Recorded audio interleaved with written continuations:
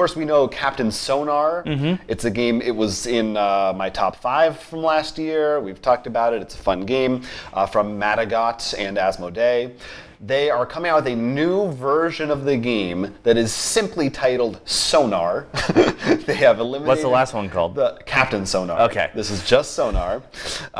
It is going to be a Target exclusive, and it is basically a simplified, geared more towards families version of the game. And the way it's simplified is it's only going to be 2 to 4 players. So that's all that's required for a full game, whereas the original was really, you could do like 2 to 8 technically, but really it was like a 6 to 8. This one's 2 to 4, and there used to be 4 different roles. There are now only 2. They've cut it down to the captain and the radio operator, and basically the other roles have just been submerged. That was the Freudian slip because it's about submarines. Merged with the captain role. The captain is basically going to be handling the powers and the energy and stuff from now on.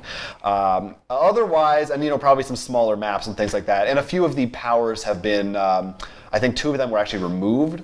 They just limited it to silence and a couple others. You don't have the mines anymore. So simplified version, but otherwise the same general rules. Yeah, I have bought a bunch of the Target exclusives. Right. We haven't really talked too much yet. We should do an episode where we actually just go over them all. And they come in 2 flavors. One is a simplified, and that's like Evolution has a simplified version.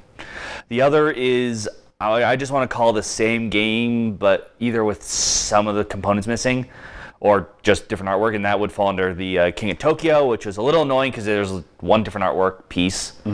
And Machikoro, which actually had it was missing a couple cards, but it was mostly both 2 expansions. So I'm glad it's in the easier, because I think that's at least somewhat of a different game, and it's actually easier to bridge than pull people into the genre. Yeah. What's interesting about it is it sounds like, from their description, that if you already have Captain Sonar, there is no reason to buy this, that you could, if you really wanted to, easily modify your own game to do the same thing. No, from what I need to play the simple one more. We'll go over all these Target exclusives, and I'll probably try this one out too. And I'm not counting Oregon Trail or something where it's a completely different game. Right.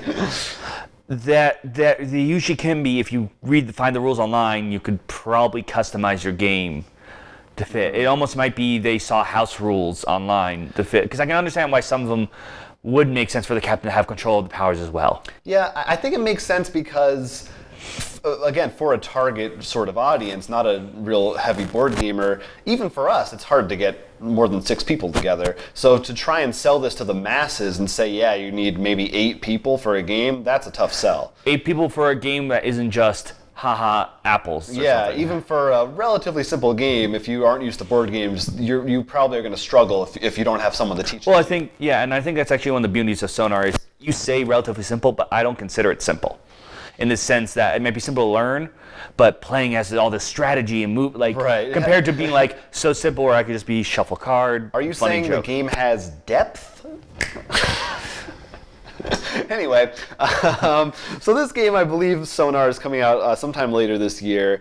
Again, Target exclusive, but yeah, I'm happy Target's making these steps. I mean, sure, some of them I said are annoying, like you said with the King of Tokyo, but overall, the fact that they're willing to put money into the board game marketplace, I think, is overall healthier. At least right now, it seems overall healthier. Yeah, best case scenario, it helps grow the industry and gets more people into the games, which is cool. If you enjoyed this video, it was just a snippet of our full-length podcast, which you can find on our YouTube channel every week. So please go ahead, like, and subscribe for more board game-related content coming at you in the future. And don't forget to check out rollforcrit.com, where we actually sell a lot of the games we talked about, as well as post news and all our other videos. Until then, I'm Will Keeler. I'm Jonathan Estes, and this is Roll for Crit.